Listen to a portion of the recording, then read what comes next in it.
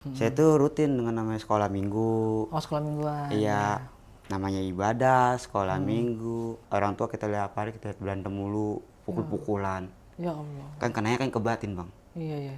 Jadi saya situ juga udah mulai lah namanya merenggangkan dengan agama saya lah istilahnya.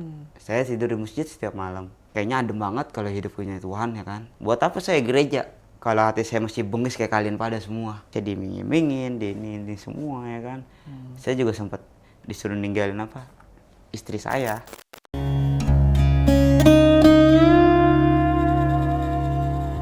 Bismillahirrahmanirrahim. Assalamualaikum warahmatullahi wabarakatuh. Alhamdulillah, wassalatu wassalamu ala rasulillah. Mabad. Kembali lagi nih, kita bertemu dan bertatap muka dalam bincang-bincang kita bersama mu'alaf tentunya. Yang berkesempatan kali ini setelah kita libur bersama, puasa bersama, dan lebaran bersama, akhirnya kita bisa berjumpa dengan permisa atau sahabat wakaf dimanapun Anda berada. Nah, teman-teman sekalian, sahabat wakaf sekalian, kita alhamdulillah pada saat ini kedatangan tamu yang rumahnya nggak jauh, dekat dari Depok. Beliau namanya Juminton Kurnia, atau kita biasa panggil namanya Bang Minton ya. Tadi kita sempat mendengar ceritanya, Masya Allah, agak-agak seru ya. Ini patut teman-teman sekalian simak bagaimana kisah selanjutnya. Kita langsung aja nih sapa beliau. Assalamualaikum Bang. Waalaikumsalam. Sehat Bang? Sehat, Bang. Tadi naik kereta ke sini. Iya, Bang. Dari Depok ya? Dari Depok. Rame nggak tuh di kereta tuh? Wow, sepi sih Bang, beda. Sepi ya? Di kereta. Iya, beda sama waktu lebaran ya. Iya, iya, iya. Nah, Bang Minton nih, Bang Minton kan sebelumnya di agama sebelumnya kan Kristen ya? Kristen Protestan atau? Protestan. Protestan ya? Iya. Nah nih, kita pengen tahu nih Bang, teman-teman sahabat wakaf nih, dulunya nih Bang Minton ini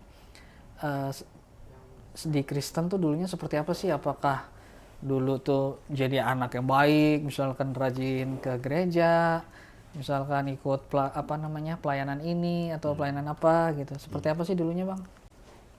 Sebelumnya sih saya dulu itu Bang, namanya waktu SD saya kan, saya tuh rutin dengan namanya sekolah minggu. Oh, sekolah mingguan. Iya, namanya ibadah, sekolah minggu.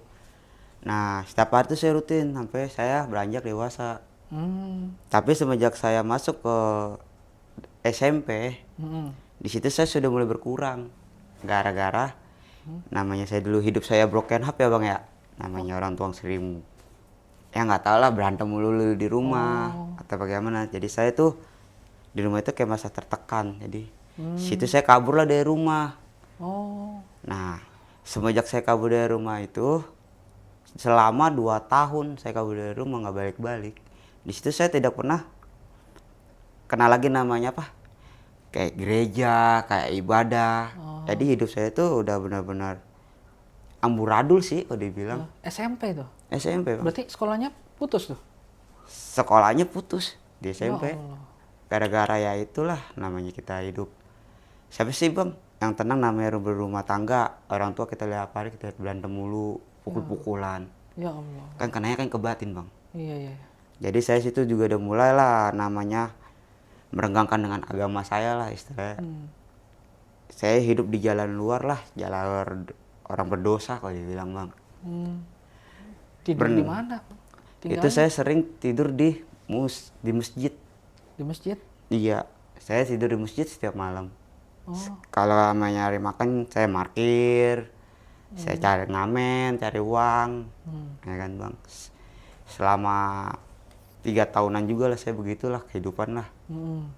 Nah, dari situ saya juga pernah ada keluarga juga, pernah ketemu saya nih ngejemput saya buat balik ke rumah. Nyariin ya? Saya nggak mau ya kan. Terus ngajakin ke gereja juga buat ibadah supaya saya bisa lebih tenang. Tapi saya juga tetap nggak mau kekeh. Saya tetap ikut teman saya. Ya situlah bergaul-gaul. Nah dari situlah saya punya teman tuh Bang. Ada juga sih satu frekuensi ya. Bandelnya lah kalau dibilang ya. Tapi yang saya salutin sama dia meskipun dia bandel, dia sudah bertobat sekarang. Oh, dulu tuh bandelnya gimana tuh maksudnya bandel tuh? Mabok-mabokan. Oh, bukan. Terus minum-minum apa itu namanya? Obat-obatan. Oh, Ya semuanya lah yang barang haram lah kalau dibilang Bang. berurusan sama ini juga. Maaf yang berwajib. sama polisi, sama semuanya lah istilahnya. Oh ya Allah. Namanya di dunia gitu kita nggak pernah kenal, nggak inget Tuhan lagi bang, kan gitu. Nah di satu sisi itu itu yang bikin merubah saya ini bang, saya tuh ngeliat teman saya tuh yang dari dia nakal, dia apa semua, sering ditangkap polisi gimana, tapi dia bisa bertobat bang. Oh. Itu dia yang saya salutin, dia bisa bertobat. Dan emang sih yang saya lihat ini kan, saya kan bukan mendukung dengan agama saya, tapi dia ini kan orang Islam. Tapi saya salut sama dia, dia ibadahnya itu salut bang, rajin. Ditambah lagi dia sekarang udah berbakti dengan orang tuanya. Oh. Setiap setiap ada cara kayak ceramah itu dia ikut. Ikut datang pengajian gitu. Saya penasaran dong. Hmm. Kayaknya adem banget kalau hidup punya Tuhan ya kan. Iya, iya. Sementara hidup saya ya Kristen dibilang enggak, ini dibilang enggak. Sampai saya pernah juga dibilang ateis lu, nggak punya Tuhan lu ya, katanya gitu ya. Ya saya jawab, itu urusan gua, bukan urusan lu kan gitu. Dosa-dosa gua nanggung. Tapi tetap bang, meskipun kita ngomong begitu, tetap itu nanti setiap kita sendiri kita kenanya ke hati, kita pikir, iya juga ya, kita hidup ini kan punya Tuhan. Sementara yang di bumi ini yang diciptakan sama itu harusnya ada penciptanya, Tuhan. Napas dari mana, kehidupan kita dari mana. Terakhir saya cobalah untuk berinteraksi dengan teman saya ini bang. Saya bercerita, bro, gue capek hidup gini mulu bro. Apalagi kehidupan gue dulu kan lo tau sendiri ceritanya gimana. Lo kira-kira bisa bantu gue nggak untuk biar seperti jadi elu, misalnya yang bisa jadi merumbuang ya sifat-sifat yang jelek dulu lah gitu bang. Bisa aja, tapi emang lo kan orang Kristen. Ya gue juga Kristen, gimana ya bro, bukannya apa, di dalam Kristen itu juga masih banyak yang ganjil bagi gue. Oh gitu. Iya bang. Oh. Maksudnya ganjil itu saya bukan nyepelein, saya nggak ada berpihak di mana ya bang ya. Iya, iya. Saya ini netralis ya kan. Iya. Saya juga nggak menjalankan agama saya yang dulu ya. Ini keganjilan pribadi lah gitu ya. Iyalah, keresahan benar istilahnya. gitu. Saya cerita sama teman saya, kenapa lo emang dengan agama lo yang dulu? Ya enggak aja bro, ya masih maaf kata ya, gue bukannya apa ya, kan ini saya lagi cerita sama teman saya nih bang ya. Maaf kata bukan apa ya, Kristen. Sekarang yang gue bingungin orang Kristen ini bro, panggilnya bro lah ya istilahnya. Iya, iya. Bro, kan Tuhan Yesus itu kan nabi, ya kan? Istilahnya kan kalau di dalam Alkitab itu Tuhan Yesus itu Nabi Isa. Nah, Nabi Isa ini kenapa di dalam Kristen ini kok jadi Tuhan Yesus itu seperti Tuhan? Padahal di atas Tuhan Yesus itu kan masih ada namanya Allah Bapa. Iya. Nah, kalau di dalam Islam, umat Islam manggilnya Allah, ya kan? Nah, kenapa nih yang orang Kristen ini kok jadi Tuhan Yesus ini yaitu Tuhan, bukan Allah kalau dibilang. Nah, terus kedua, Tuhan Yesus mati kan di kain kafan. Agama mana yang meninggal di kain kafan? Islam kan? Nggak ada di peti mati Tuhan Yesus dikuburkan. Iya, pakai jas. Pakai jas, dinyanyiin lah apa kan, enggak.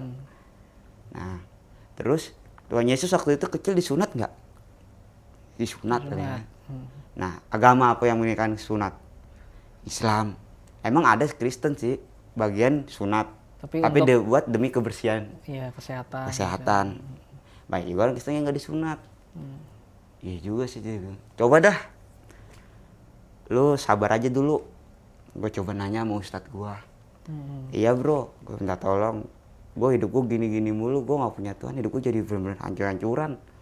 Kadang dibully orang yang terdekat, kadang diremehin. Sakit bro. Meskipun emang gue dulunya, emang sifat gue dulu sih yang bejatnya itu ya kan. Iya.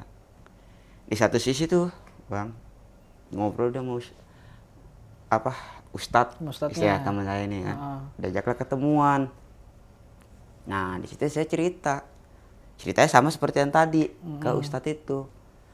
Nah saya dimualapin lah ini, tapi saya belum Di tahun 2014 saya itu muala pertama. 2014. 2014 muala pertama. Di Di daerah Cawang. Cawang. Iya. Di daerah Cawang. Di rumah susun ada masjid tuh. Ya kan situ. Tapi saya mualafnya cuma di ya sekedar syahadat aja. Iya.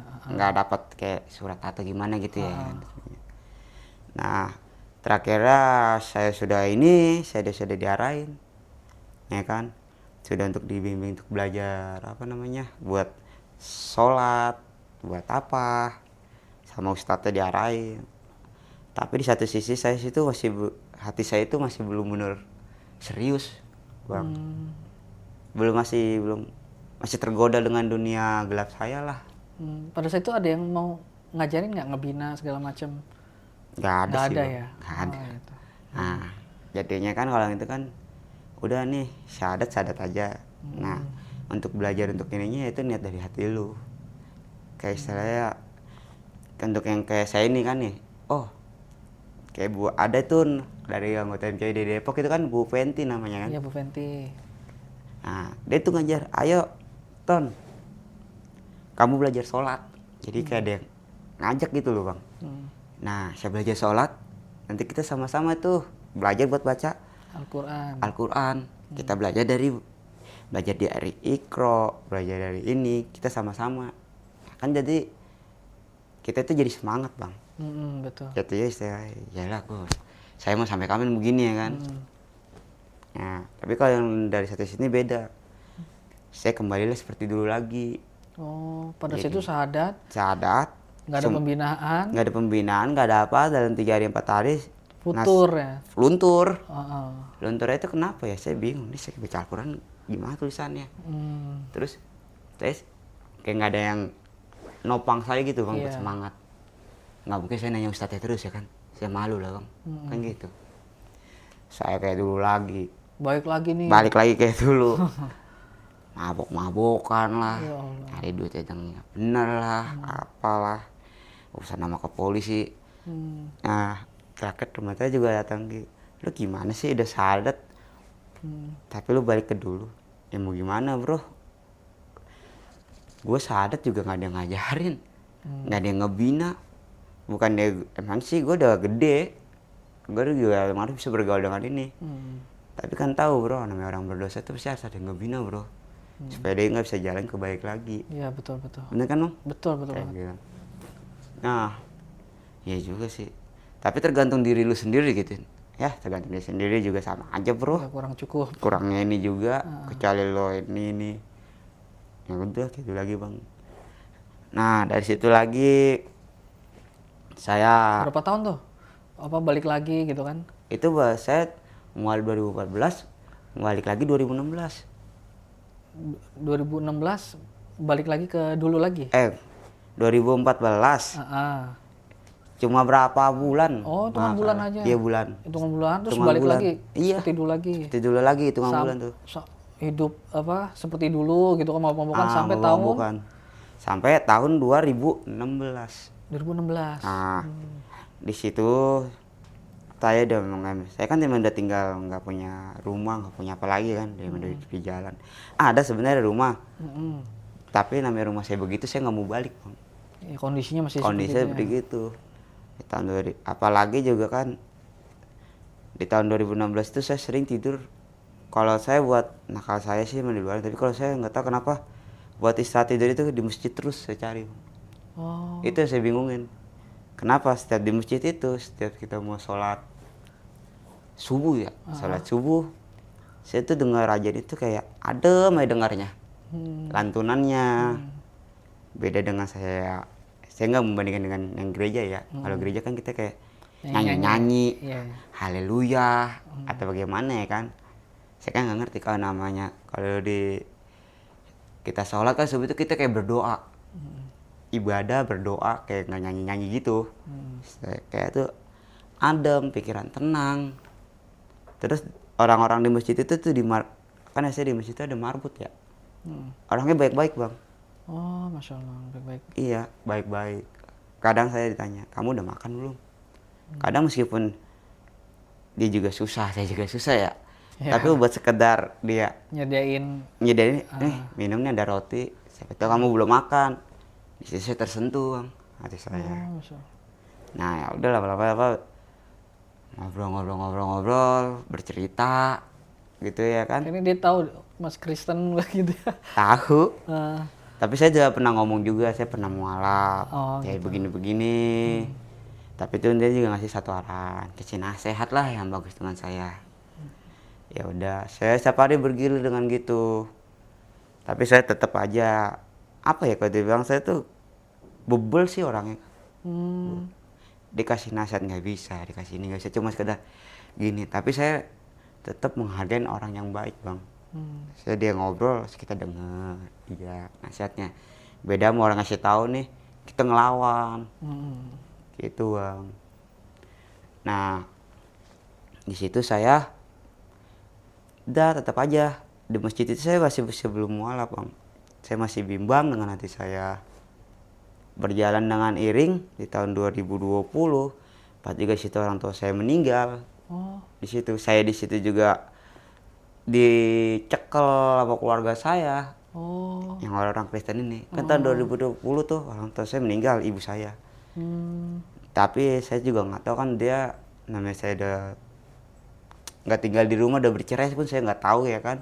orang tua bisa. Pisah Oh. sama suaminya, saya balik situ, ibu saya ini dijadi janda lah istilahnya, tapi sudah meninggal di bulan Mei tahun 2020 kena saraf kejepit.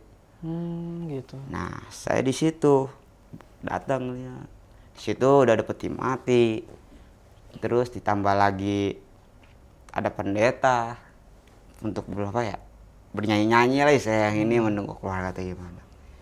Tapi di fase peti mati itu saya situ keluarga saya banyak Bang, kumpulan orang Batak. Masih situ masih jatuhnya orang Kristen. Tapi kalau saya sih masih udah ateis ya Bang ya. Iya, iya. Masih belum percaya lah istilahnya gimana gitu masih ini. Di situ saya dijepit tuh sama keluarga saya. Dijepitnya, kamu selama hidup kamu cuma bisa jadi beban, nyusahin. Kamu tuh harus banyak ke gereja, gini. Saya bilang, buat apa saya gereja kalau hati saya masih bengis kayak kalian pada semua. Saya tahu maksud kalian kesini mau ngapain. Dulu orang tua saya sakit juga, mana ada kalian mau merawat. Nggak usah bawa-bawa Tuhan dah, nggak usah bawa-bawa Tuhan Yesus atau gereja lah sama saya. Buat apa bawa Tuhan Yesus tapi kalau hati kalian bengis kayak gini. Tetap aja sifat kalian kayak setan. Saya situ sampai digampar menurut saya Bang. Ya Allah. Sama dari kakak ibu saya kan. Kamu so ngajarin gini-gini masalah Tuhan ya kan. Kamu aja gereja aja enggak, ini apa enggak. Begitu.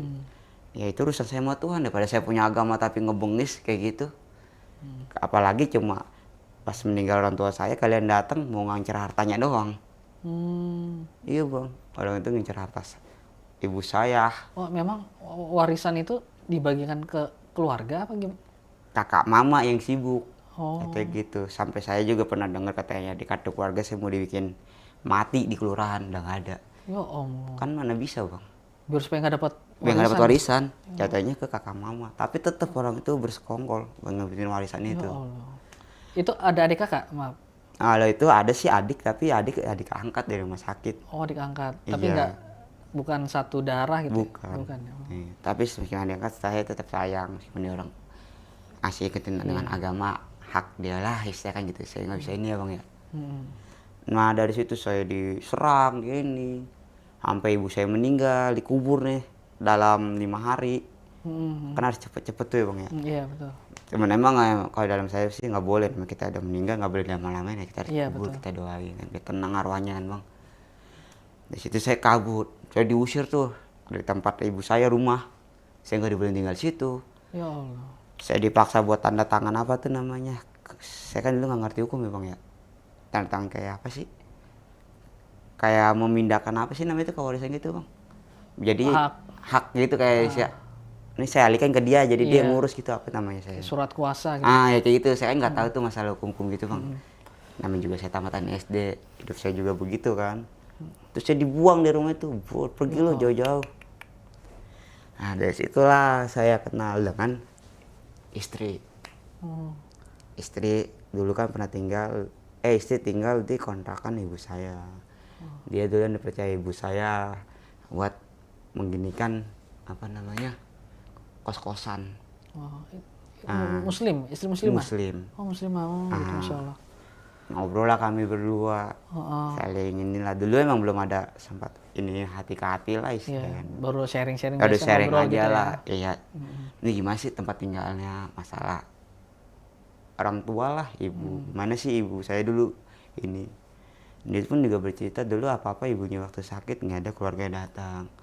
Jadi kata istri mah saya terus yang dikasih kepercayaan, ngambil uang kosan, Oh, setoran, dipercayain sama dia ibu. percayain sama ibu saya juga sayang sama dia juga pernah dulu cerita ibu saya Oh, waktu saya pernah tuh komunikasi sekali di tahun 2016 itu saya pernah komunikasi sekali ada seorang cewek ngekos itu dia sambil kuliah ambil kerja mm-mm. dia ngejaga ngebantu ibu Hmm, dia orang Islam.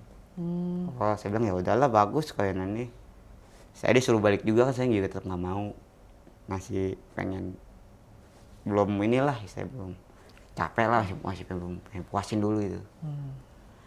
Nah tahun 2000 itu lama-lama saya ngobrol ini saya juga nggak punya tahu saya juga nggak punya tempat pengaduan untuk bercerita saya ceritalah ke istri saya ini sebelum jadi istri ya bang. Jadi ngobrol sering lama-lama ya udah kami ini jadi ada rasa lah istilahnya gitu. Nah saya cerita saya pernah mualaf gini ya kan saya cerita tapi saya balik lagi kata istri coba kamu itu kalau coba kamu mualaf lagi saya akan bantu buat mencari ustadz atau bagaimana ya kan saya begitu tapi kamu mualaf itu dengan niat hatimu sendiri jangan gara-gara terpaksa dengan kemauan Keadaan. entah gara-gara saya gitu kamu mau nikahin saya karena saya Islam kamu masuk Islam jangan kata istri gitu enggak kok saya mau dari dulu kayak lihat hati saya itu masuk Islam kenapa saya niat hidup saya itu perjalanan sudah jauh saya bilang istri saya juga di masjid sering tidur di masjid setiap malam sering dengar ceramah kadang Ustadz saya di pinggir dengar tapi sekedar ingin dengar aja Iya. masih belum niat itu jadi kayak membedakan saya waktu dulu Kristen di sekolah minggu ibadah pas di gereja saya dengar lagi dengan ustadz berceramah bagaimana ya sekedar menghiburkan adem diri lah kan gitu. Nah udah terakhir dibantu istri tuh gini nah pas di situ saya mualaf lagi bang di daerah Cililitan. Iya, saya tinggal di Cililitan. Dulu saya kan kerja di Antaraja. Oh, dia itu ya Antaraja.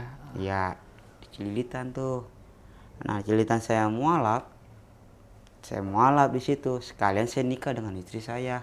Oh. Tapi di situ saya mualaf nikah dengan istri, cuma masih di bawah tangan. Enggak, cuma Tidak seadministrasi ya. iya, nggak dapat buku nikahnya. Oh. Gitu bang. Yang penting saya kan ada wali, ada wali saksi, penghulu, iya. ada mahar. Ada mahar. Nah, istri saya nikah. Tapi kami nggak punya buku nikah lah, nggak dapat. Nah, di situ saya tetap udah nikah jalanin meskipun pernikahan kami tidak direstui. Oh. Karena saya masih dibilang kafir Sama orang tua si perempuan. Oh, gitu. Gitu. Saya dikatain kafir, saya nggak direstuin. Tapi istri tetap kekeh sama saya. Karena istri yang ngeliat langsung kan, menyaksikan dan sudah. Nah, kalau orang tua dari perempuan kan maunya gue udah capek nih nyekolahin lu sampai gadein rumah, sampai lu kuliah, kerja, sampai lulusan D3, keringat dengan darah, ya kan. Tapi lu dapetnya cuma orang kafir. Saya dibilang kafir. Istilah kafir tuh ya apa ya? Emang nyesek juga sih dengarnya kafir ya. Padahal niat hati kita itu pengen bener-bener pengen muslim, pengen punya Tuhan. Capek hidup begitu mulu. Kan gitu, Bang. Tapi tetap orang tua bilang kafir. Udahlah, saya diemin aja. Saya fokus ke istri saya. Dan mempunyai anak pertama aja pun kami tetap mertua tidak mengizinkan buat untuk salaman aja, tetap dia nggak mau, Bung, Pak, nggak usah. Saya nggak nyalaman sama tangan kafir. Saya juga sempat kecewa ya, emang ya sih Islam begini banget sih, tapi saya nggak mungkin lah. Mertua saya itu paham dengan agama Islam. Setiap ngobrol dengan saya itu mas sekedar doang, dia kalau setiap ngobrol sama saya itu selalu membawa agama, selalu bercerita tentang Al-Quran, ayat apa. Tapi tetap salah saya itu, kenapa sih saya selalu dibilang kafir sampai saya bilang saya minta tuntunan dari Bapak untuk mengajarkan saya sebagai yang baik, untuk membina saya. Dia kayak nyepelein apa ya, Bang, kamu kan bisa cari ustadz yang lain, gitu deh. Nyesek dong, Bang, gitu nama mertua sendiri. Tapi ya udahlah, dengan berjalannya kehidupan, saya mikir dengan kehidupan makan istri saya kerja dengan ini dengan itu, saya buat untuk belajar aja juga ya jadi berkurang. Sekarang juga kerjanya ini masih sambrautan. Tapi alhamdulillahnya saya sekarang dengan istri saya itu benar-benar dituntun, diingetin. Beda sama dulu ya, Bang. Iya. Saya benar-benar sendiri, ya saya mualaf aja nih, tapi nggak ada ngarahin, bingung dong. Kayak patung. Gua mualaf tapi nggak ada yang ngarahin. Ya. Kalau sekarang ada yang ngingetin. Ada yang ngingetin. Ini gitu. Saya yakin saya belum dapat suratnya resminya. Datang lagi istri, sabar aja, sabar. Yang penting kerja. Coba rutinin sholatnya. Pas itu kan sebelum ke MCI ya, Bang ya. Tapi tetap istri saya sholat masih bolong-bolong. Masih apa ya, stres lah jatuhnya, Bang ya. Stres karena saya cuma mikir fokus kerja anak saya, tambah istri itu waktu masih anak pertama. Ya kan, biaya lahiran, biaya apa, biaya ini, jadi otak saya itu nggak mikirin ke ibadah, Bang. Nah jadi otak saya ini gimana ya dapat duit ya, buat lahiran, buat keperluan, buat ini. Terkadang saya mikir, ya Allah, dari mana lah saya bisa dapat kerja dengan gini, sementara kehidupan saya ini benar-benar terombang-ambing banget. Tambah lagi kan penghasilannya cuma dari saya doang gitu. Masalahnya dari rumah sakit kan nggak gede, nggak kecil, kayak belum lagi buat beli baju bayi, buat ini. Di situ saya selama 2 tahun saya itu nggak ada ibadah juga, Bang. Setelah menikah. Setelah nikah. Fokus kerja duit, ya kan. Tambah lagi saya dulu hampir goyang juga, ya kan. Tambah lagi juga mengurus apa-apa, ya akte kelahiran anak nggak ada buku nikah. Iya, ya itu kan nggak bisa, bener kan? Masalah itu jadi masalah. Nah, saya benar-benar pusing lah, Bang, mikirin semuanya. Tapi saya nggak mau menyebabkan istri saya, kasihan. Karena seorang suami itu yaitu tanggung jawabnya yaitu menafkahi dan apa satu lagi tuh, Bang, namanya saya lupa, nafkah batin ya. Ya, nafkah lahir dan batin. Nafkah lahir dan batin. Itu kan sebagai seorang suami. Saya pikir sendiri semuanya. Nah, di situ saya juga bingung. Ditambah anak pertama belum punya akta kelahiran, itu kan perlu buat sekolah. Tambah lagi udah punya anak kedua. Yang alhamdulillah aja sih anak kedua emang sih lahirnya prematur. Nah, kali ini masih kayak ada gejala di kepalanya kayak peyang gitulah, tapi Iya. inilah nanti saya kalau ada duit bisa lah diginin ya, Bang, kan. Tapi saya dari anak kedua ini di tahun 2000, saya baru sih tahun 2024 di bulan Januari atau Februari saya ke kantor MCI, Bang. Yang di sini dekat sini. Deket tempat ini. Ketemu Pak Romadi. Pak Romadi. Ya. Nah, di situ saya cerita lagi nih tentang mualaf saya yang kedua kalinya itu. Nah, sampai Pak Romadi aja pun nasihatin saya dengan apa ya, benar-benar mau nangis lah ngeliat saya. Sekalian dia bercerita dengan pengalamannya. Kenapa kamu kok dari dulu nggak pernah mau untuk taat untuk ibadah atau bagaimana? Saya cerita. Saya Pak, selama hidup saya sendirian Pak, begini. Saya tidak mau cerita ke istri saya atau gimana. Saya nggak mau bikin stres istri saya Pak. Dan Pak Romadi pun cerita juga tentang masa lalu yang sampai nangis ke saya. Terakhir saya berbagi cerita dengan Pak Romadi, saya bersharing. Terakhir saya baru dipanggil ke ruangan untuk bersyahadat untuk yang ketiga kalinya. 3 kalinya. Nah, ketiga kalinya. Dan Pak Romadi berpesan, semoga yang ketiga kali ini kamu benar-benar serius ya. Masalah apapun di dunia, ingat Allah. Sholat, Allah itu pasti akan bantu. Kita pun juga, bukannya apa kata Pak Romadi yang saya ingat, kita meskipun mualaf pasti ada juga cobaan. Nggak mungkin kita mualaf nih kita nggak ada cobaan, nggak ada. Nggak ada. Pasti ada cobaan yang mungkin bisa lebih berat, mungkin bisa lebih ini. Nah itulah yang dicoba dikasih Allah itu, kita semana bisa menjalaninya, bisa ini. Nah saya habis siap itu saya mualaf, divideoin.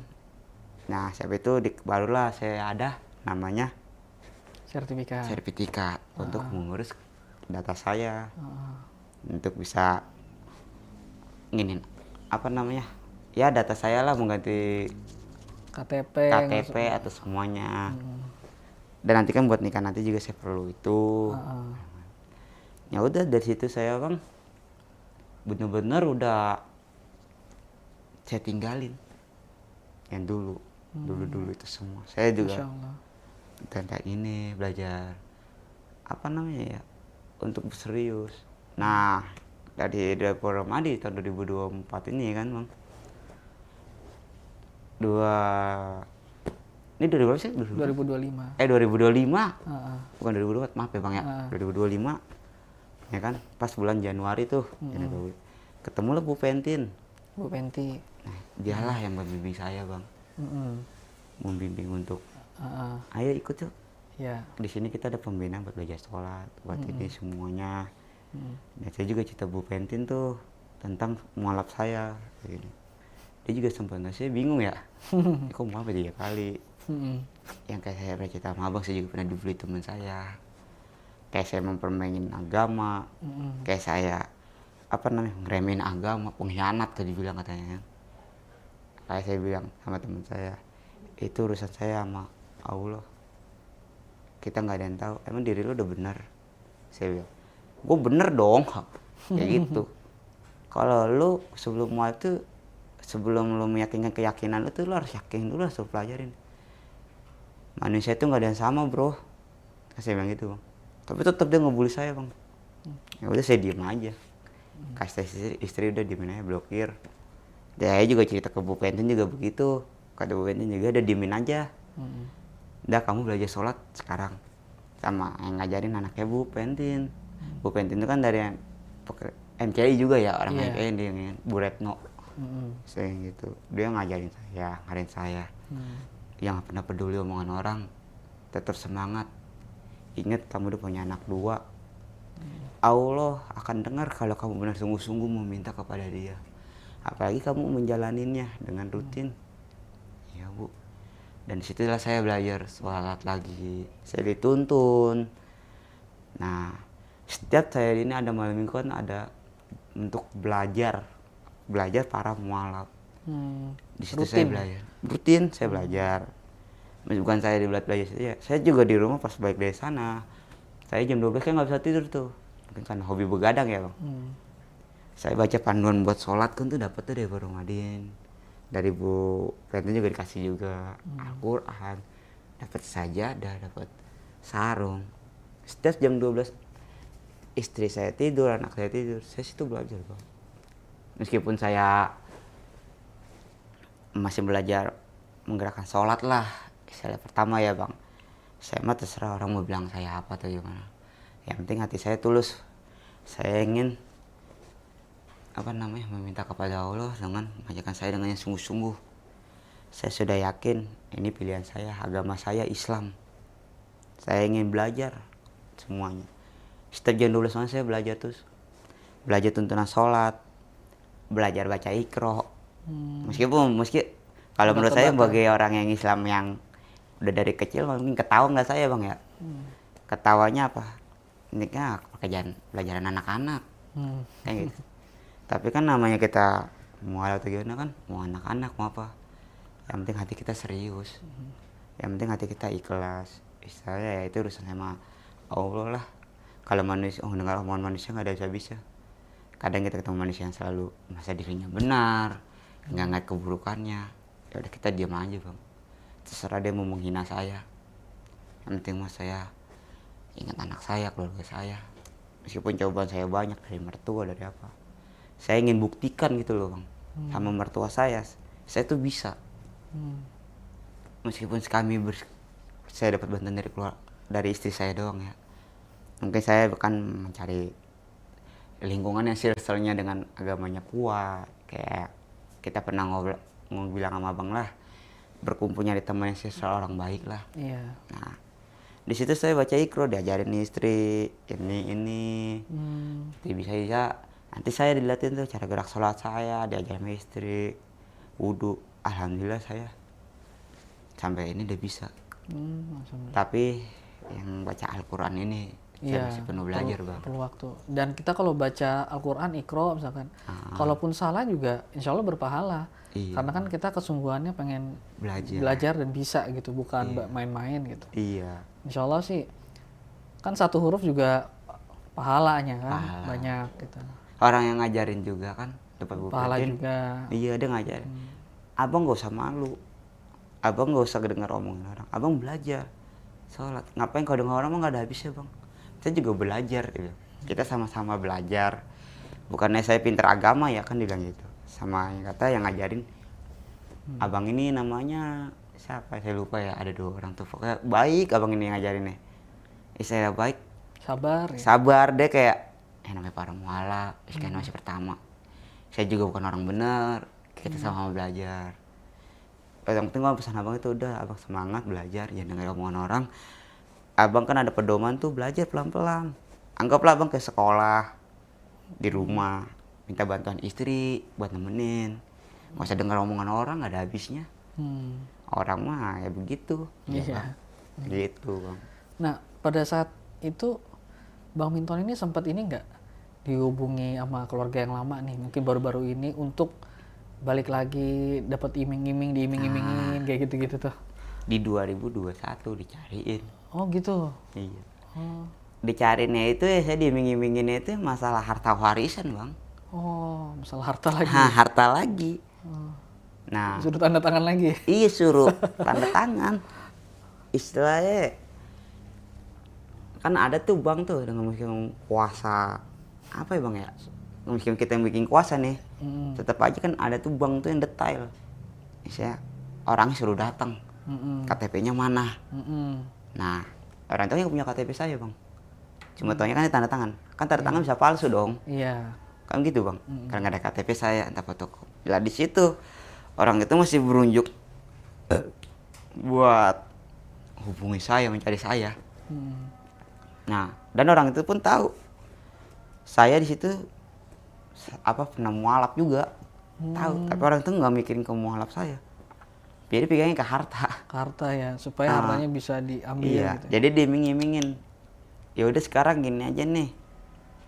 Ini kan ada adik, jadi adik saya lah bantalannya buat peluru orang itu bang. Ini kan ada adik butuh sekolah buat masa depan semua. Saya bilang ya udah ambil aja, saya bilang. Ya kan, buat adik aja semua, buat sekolah, buat sini kan. Ngapain saya ikut repot? Ternyata nggak bisa.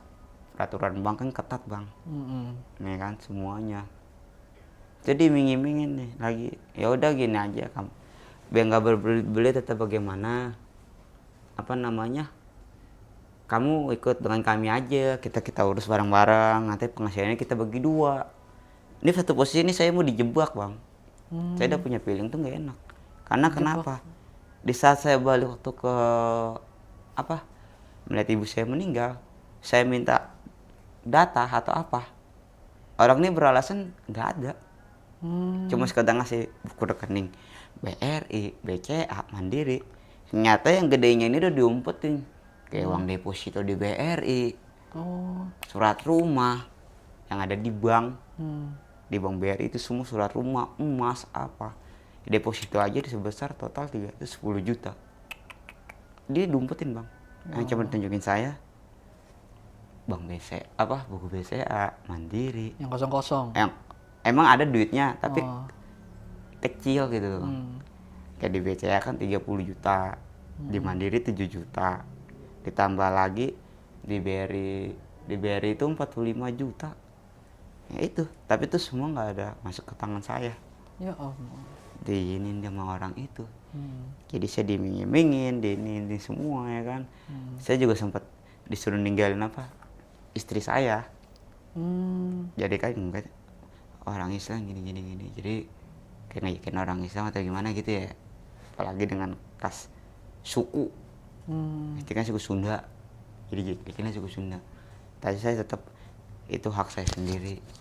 Itu terserah saya mau dia mau gimana gini. Pilihan sendiri. Itu pilihan saya sendiri, saya tetap mencintai dia enak adanya.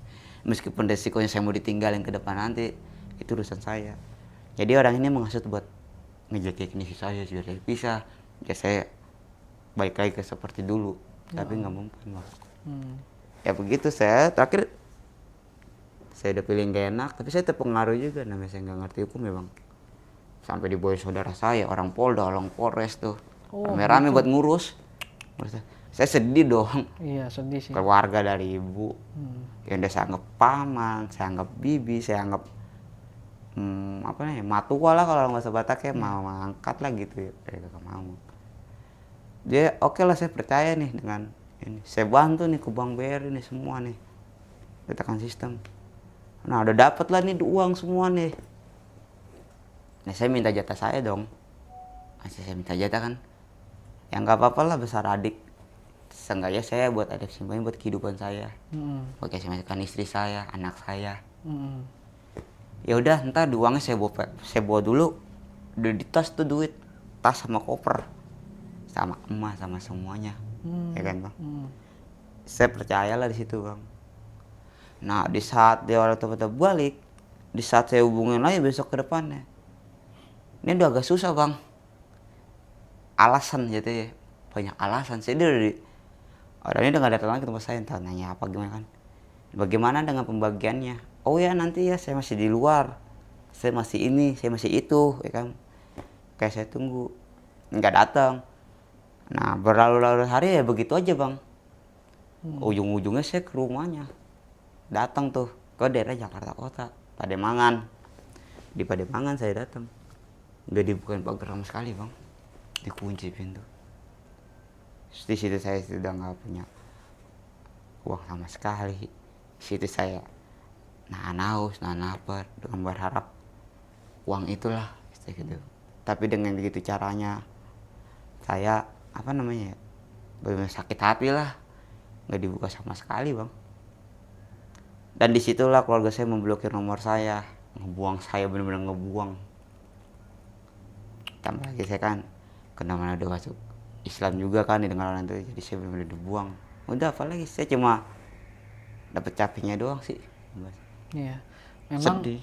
Ya memang kalau secara hukum Islam ya, yang saya ketahui memang tidak dapat sebenarnya tidak dapat. Kalaupun memang dia akan larinya ke hukum, ada kompilasi hukum Islam itu memang orang tua non muslim tidak bisa mewarisi anak yang sudah muslim. Begitupun sebaliknya, kita muslim ini nggak bisa mewariskan anak kita apabila ada anak yang non muslim gitu kan. Memang ini nggak bisa nih gitu. Dan sistem di Indonesia juga ada mengadopsi itu juga, kompilasi hukum Islam. Jadi dia mengacu kepada itu.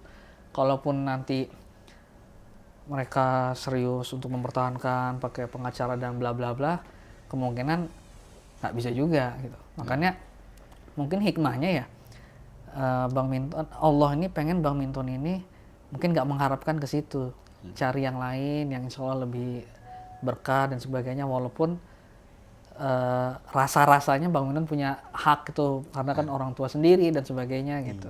Mungkin Allah pengen cari jalan yang lain yang baik lah gitu. Nah kemudian setelah itu tuh udahlah pasrah aja lah gitu ya. Ya udah pasrah aja. Saya kan sebenarnya saya sudah pasrah bang, tapi orang ini terus.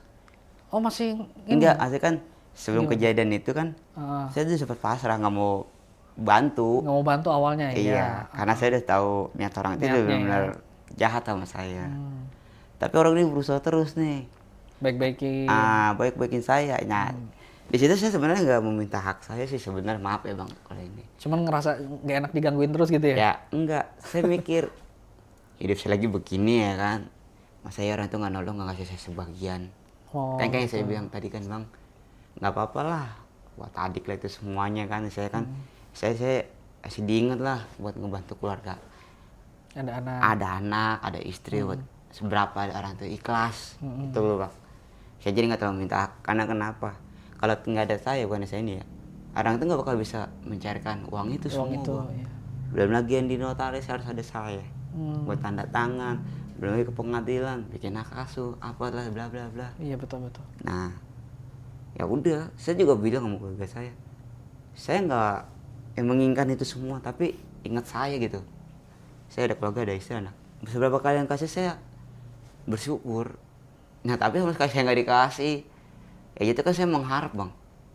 Saya sudah membuang waktu saya sudah, mending saya nemenin dia dikasih duitnya buat makan, buat kamu, buat anak saya. Enggak, saya nyari lagi malamnya keluar ngamen, entah apa, nyari duit buat ngasih makan, beli susu, gitu. Ya seolah-olah ya udah, saya sampai di sana, saya dikucik gitu bener-bener nyesek, sakit hati, Nyesek kecewa, campur aduk bang. Iya. Dengarnya juga nyesek banget sih. Ya udah terakhir, nah udahlah, gitu aja. Tapi saya percaya, saya berdoa, ya Allah, Balas. ya Allah, saya yakin kok pasti dari hal ini ada hikmahnya yang kau berikan kepada saya. Pasti ada balasannya buat orang itu. Namanya hidup itu pasti ada karma. Pasti orang akan mempertanggungjawabkan apa yang dilakukan. Yang kau lakukannya. Karena saya juga dulu kan saya juga merasakan juga apa saya berbuat jahat kepada orang, pasti saya kena batunya, kena cara-carakan. Maka saya yakin karma itu pasti ada dalam kehidupan. Apa yang kita perbuat pasti ada balasannya. Balasannya. Meskipun bukan dari kita, bang. Iya. Gitu. Ya alhamdulillah ya sekarang juga Bang Mintun juga sudah ketemu komunitas yang bagus ya, Iya, dari teman-teman alhamdulillah. Mualaf Center, juga ngaji dan lain-lain. Insya Allah ini saya melihat, mungkin teman-teman sahabat wakaf juga ngelihat ini turning point ya, titik awal nih. Iya. Insya Allah nih Bang Minton nanti akan ketemu jalannya untuk menuju kebahagiaan ini. Amin. Apalagi kan punya anak gitu kan, ya Allah, anak masih kecil-kecil. Iya. Ini Bang Minton masih percaya ini ada rezekinya nih dia nih. Asik. Tinggal nih Bang Minton nih kuatkan hati, teguhkan hati, istiqomah, rajin beribadah, rajin doa, sholat, pasti Allah akan kasih jalan di situ. Insya Allah sih. Kadang dari kadang kitanya tuh bisa menjadi penyebab penghalangnya tuh rezeki ini anak nggak datang gitu kan. Karena kan kita yang bekerja gitu Benar, kan. kita yang berusaha. Makanya Bang Minton mesti kuat juga, apalagi ada istri, minta bantu kuatin istri kayak Minta gitu doa. kan. Minta doa gitu. Nah, kan tadi kan kita dengar ya Bang Minton kan tentang masalah ketuhanan ya. Konsep ketuhanan di Kristen itu tidak meyakinkan Bang Minton ini bahwa Tuhan Yesus adalah Tuhan dan sebagainya. Kemudian Islam lah yang di pikiran Bang Minton ini sebagai agama yang benar. Allah adalah Tuhan, itu adalah fitrahnya satu gitu kan, iya. yang patut disembah gitu. Nah setelah menjalani ini, bagaimana perasaannya nih Bang Minton? Saya menjalankan dalam Sholat pertama kali dah pas bisa gitu tuh.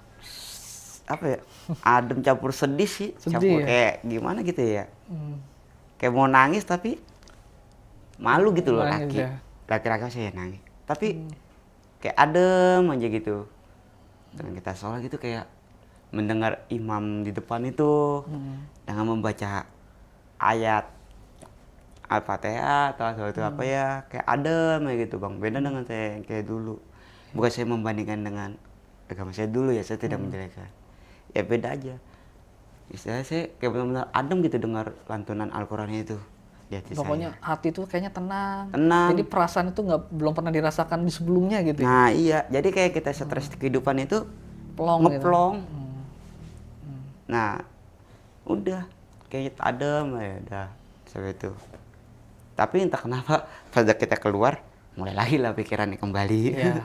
Tuh. Tapi ya itu yang satu kuncinya, pada saat saya sholat di masjid dengan imam dengan lantunan Al-Quran atau bagaimana, kayaknya adem, stres itu hilang lah, beban itu sementara lah misalkan Iya, gitu. iya makanya itu Bang. Kayaknya Sedih. sama deh kita semua nih para ayah, para suami ini memang ketika ibadah itu kita stress release ya. Iya. Kita kontemplasi menenangkan diri, kemudian keluar dari rumah ibadah, dari masjid ya kita memang fokus sebagai seorang bapak gitu kan. Iya. Kita cari uang kemana nih gitu Nah kan. iya benar. Yang penting kita punya modal tenang, hati tenang, pikiran jernih, tinggal bekerja lah cari uang yang halal. Iya. Makanya kan sekarang apa jaga parkir di Iya parkir. di Depok ya? Saya satu itu market tuh ada 3 lahan. Oh 3 lahan. Iya. Tapi mendapati lahan parkir ini kan kita tahu lah bang. Iya Pasti ada lah ini bandit-banditnya. Kadang saya nih kalau dari pagi sampai sore nih parkir di daerah Depok dekat Gudang Lajadah, Simpang Depok. Simpang Depok. Nah nanti kalau udah agak jam 6 sore nih, saya pergi ke Cililitan, itu PLN. Oh. Daerah PLN dekat Kelurahan Keramat Jati itu saya rasa. PLN. Nah itu di situ sampai jam 11. Nanti dari jam 12 sampai jam 5 pagi. Nah di situ saya punya lahan juga di daerah Polsek Ciracas, Kamseko. Itu nggak tidur itu? Nggak tidur terus melek bang. Ya Allah. Paling nanti saya ngambil tidurnya itu dari jam 5 saya udah pulang ke Depok lagi. Jam 6. Nah jam 9 tuh saya udah bangun. Parkir lagi. Ya gitu aja dulu. Itu kalau boleh tahu berapa sekali satu lahan aja? Kalau buat satu lahan terkadang sih tergantung ya namanya kita nggak bisa prediksi ya bang parkir ya. Memang fluktuatif ya, naik turun gitu ya. Terkadang kita kalau yang dari Depok ini simpang nih dari jam 9 sampai jam 4 lah. Itu kita gonta-ganti ya. Teman juga kan Ganti sip-sipan sip ya. ya. Saya kalau saya kumpul-kumpulin itu kadang 50.000, 60.000 itu dari Depok ya Pak ya. Nah, nanti dari Cililitan kadang kita dari jam 6 start tuh sampai jam 11 malam tuh. Kadang 35.000. 35.000. Iya, kita berdiri. Ya Itu udah paling ini ya. Kalau sesepi-sepinya kita kadang gak bawa uang. Kadang bawa 20.000, 10.000 DPLN. Itu makan, belum mau makan ya. Kita Nahan lapar. puasa. Demi anak bang. Nah, dari Kamseko juga yang jam 12 malam sampai jam 5. Ya bang, tahun dia lah jam 12 malam sampai jam 5. Mobil mana sih mau kita parkirin? Ngadepinnya. Kayak gitu. Tapi karena demi anak ya udah sabar. Mungkin mobil yang lewat. Ini buat demi susu, demi pampers. Tambah lagi kita punya anak 2 bang. 50.000 sasib itu kurang kalau istilahnya. Sangat kurang. Nah, sangat kurang, saya abang ngerasa. pasti paham kan? Iya. Tapi kita ya udahlah bersyukur sama ya Allah, berarti ini rezeki saya. Meskipun saya harus muter otak lagi untuk ininya. Besoknya mikirin besok. Ya Allah. Sedih sih jadi seorang ayah. Ya gimana? Tapi kita saya juga mau pengennya kerja. Saya kerja di Shopee.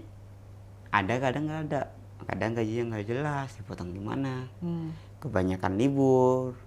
Kebanyakan juga membutuhkan karyawannya dikit, namanya kita dewe ya bang kan, saya gitu. Bantuan lah, bukan kerja tetap. Iya. Nah gitu bang. Kalau saya kerja juga, hari-hari saya dari mana makan? Iya. Istri saya nggak kerja. Iya. Sementara kita kerja kayak Shopee 2 minggu sekali. Kayak kita butuh harian bang buat makan. Iya. Udah. Gitu. Jadi cuman kan gini ya, saya mikirnya tuh matematika Allah. Insya Allah Bang Minton jangan khawatir lah. Itu kan Bang Minton kan matematika manusia ya. Itu kita nggak bisa berpikir gitu kan. Cuman tapi Allah tuh kadang mencukupkan aja gitu. Ada aja bisa Ada aja, makan Bang. gitu kan. Benar, Bang. Itu maksudnya itu tuh hikmahnya tuh. Ya itu. Makanya saya mohon ya misalnya Bang Minton ini ya tetap ya istiqomah, tetap percaya Allah pasti akan cari jalan keluar gitu. Amin. Makanya tadi yang Bang Minton tuh secara pikiran dapat segini-segini nggak bakalan cukup lah ngidupin sendiri aja enggak gitu, Iya. apalagi Tadi dia tuh, punya anak istri, anak dua. Tapi saya tetap bersyukur. Udah bersyukur makanya. Itu. Berarti maksud saya ini, Bang, maaf. Berarti ya rezeki Allah ngasih segitu, ya udah kita mau apa lagi? Iya, terima ya. Terima, Kita syukurin. bersyukur. Timbang nggak sama sekali dikasih ya. Iya. Makanya hidup itu kita emang udah jangan banyak ngeluh lah. Iya. Jalanin apa yang ada. Apa rezeki kita yang dikasih, ya itu kita dikasih sama Allah. Kita harus banyak bersyukur. Yakin deh, Allah itu pun nggak bakal tinggalin kita selama kita tetap menjalanin sholat 5 waktu kita dengan ibadah-ibadah dan kita belajar. Rencana Allah itu indah kok, percaya aja itu sih. Kalau menurut saya udah. Iya. Baik Bang, mungkin pertanyaan terakhir ya Bang ya. Iya. Mungkin harapannya Bang Minton nih untuk Bang Minton sendiri sama keluarga tuh, harapannya ke depannya mau seperti apa nih Bang? Harapan saya sih dengan keluarga sih, saya ingin menjadi benar-benar pribadi dengan yang lebih baik. Dan saya ingin membuktikan tuh kepada orang-orang yang menganggap saya kayak dibilang pengkhianat atau apa ya istilahnya, sampai saya dibilang kafir sama ya nggak usah saya sebut lah Bang. Iya. Saya ingin membuktikan saya itu benar-benar tulus dari hati saya itu bisa. Saya itu nggak seperti yang kalian omongin. Meskipun dulunya saya itu ya semua manusia itu punya masa lalu yang suram. Saya ingin buktikan. Saya ingin membagikan keluarga saya. Saya ingin buktikan dengan mertua saya itu bisa. Saya itu nggak kafir kayak dibilang orang itu. Dan sama orang yang berendah-berendah mengucilkan saya juga. Saya bilang memainkan agama atau apa atau kayak nyepelin atau gimana. Hati saya nggak begitu. Mungkin di depan dia kan dia kayak menganggap saya jelek, tapi kan dia kan nggak tahu hidup saya dalam hati saya kan nggak tahu. Iya. Itu doang sih Bang. Saya ingin menjadi yang lebih baik. Saya ingin membuktikan kepada keluarga saya tanpa dengan namanya masa-masa lalu saya yang diginiin lah Bang. Saya yakin Allah itu akan menemani saya. Iya, pasti. Itu doang sih Bang. Iya. Pesan saya dalam hati saya. Ya, amin. Alhamdulillah. Kita tentunya ya teman-teman sahabat wakaf yang nonton sih, insya Allah kan ya kita harapkan ya semoga ya tercapai harapannya. Kayak insya Allah kita mengaminkan. Iya. Intinya juga Allah sehatkan nih Bang Minton. Amin. Sama anak dan istri, semoga punya insya Allah pasti akan memiliki masa depan yang baik. Amin. Ya, anak-anak udah insya Allah soleh dan soleha. Laki-laki perempuan apa perempuan? Sepasang lagi, Masya Allah. Kita doain ya sahabat wakaf sekalian ya. Dan untuk tadi tuh Bang Minton yang nyinyir yang toksik, tinggalin aja. Iya. Yang toksik itu kita blokir aja. Nggak usah ditemenin. Iya. Itu kita akan stuck, kita jalan dia kayak berjalan di tempat gitu. Kita nggak akan maju kalau dengerin orang-orang yang toksik. Tinggalin aja teman-teman. Ya kan? Emang. Demikianlah bincang-bincang kami ya, semoga dari kisahnya Bang Minton ini kita bisa mengambil pelajaran dan manfaat bagaimana strugglingnya, pergolakan batinnya, dan kisah heroiknya tadi Bang Minton ini. Allah angkat derajatnya, kita doakan ya permisa, dan juga teman-teman bisa mengambil pelajaran dari video ini. Jangan lupa like, subscribe, komen, dan juga jangan lupa aktifkan lonceng notifikasinya agar teman-teman sekalian bisa mengupdate info terbaru dari kami. Kami undur diri dan mohon maaf. Wassalamualaikum warahmatullahi wabarakatuh.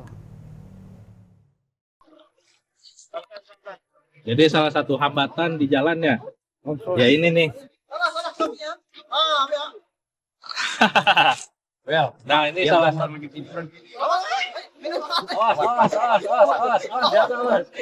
Hampir aja nih kawan kita jatuh ke sungai. Jadi memang salah satu hambatan kita itu kalau masuk ke pedalaman ya seperti ini salah satunya.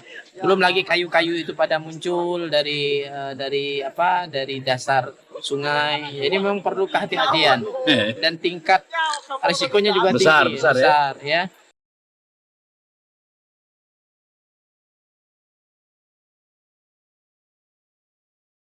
Ya begini kondisi ketika kita masuk ke pedalaman Sintang, Kalimantan Barat, kita memang harus bisa membaca kondisi sungai, kondisi alam. Kalau pada saat air naik, kita aman. Pada saat air surut, maka kondisinya kita harus berhati-hati.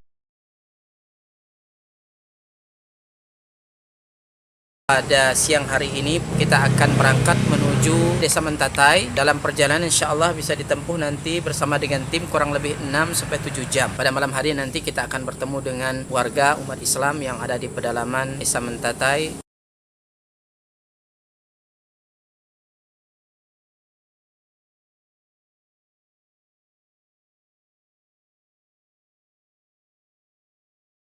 Alhamdulillah sudah kurang lebih 600 mu'alaf yang masuk Islam dengan asbab dakwah ini. Dan tentunya ini tidak hanya sebatas mereka memeluk Islam, tetapi masih banyak PR-PR yang harus kita selesaikan. Dalam hal ini kami membina mereka membutuhkan Al-Quran untuk kita sampaikan kepada mereka yang menjadi sarana mereka dekat dengan Allah Subhanahu wa Ta'ala.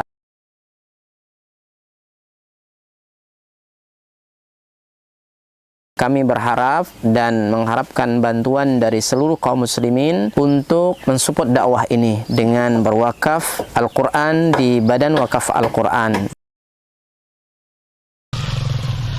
Luar biasa.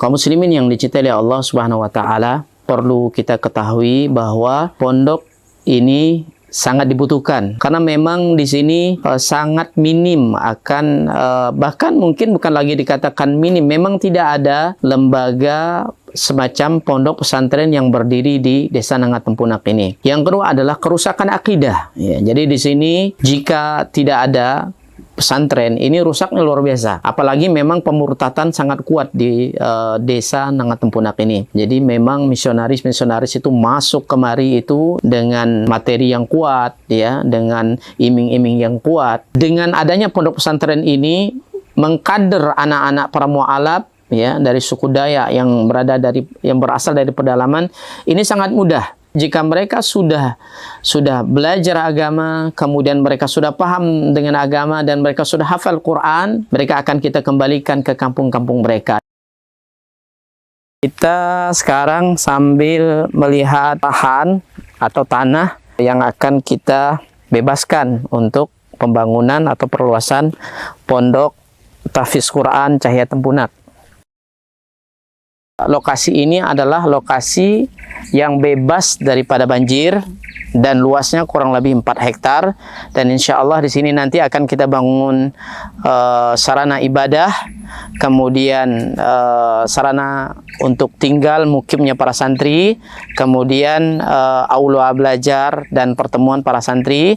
Dengan demikian ini akan membantu dakwah dan memaksimalkan dakwah di pelosok pedalaman Sintang, Kalimantan Barat. Kami mengajak kepada seluruh kaum muslimin untuk mensupport, membantu dakwah ini dengan menyiapkan donasi dan wakaf terbaik melalui Badan Wakaf Al-Quran, dan semoga apa yang kita korbankan di jalan Allah SWT, harta kita, lelahnya kita, semua akan Allah berikan ganti dengan ganti yang lebih baik, kemudian diberikan balasan dengan balasan yang terbaik. Dan kami mendoakan semoga antum semua dijaga oleh Allah SWT dari seluruh musibah baik dunia maupun akhirat. Barakallahu fikum. Assalamualaikum warahmatullahi wabarakatuh.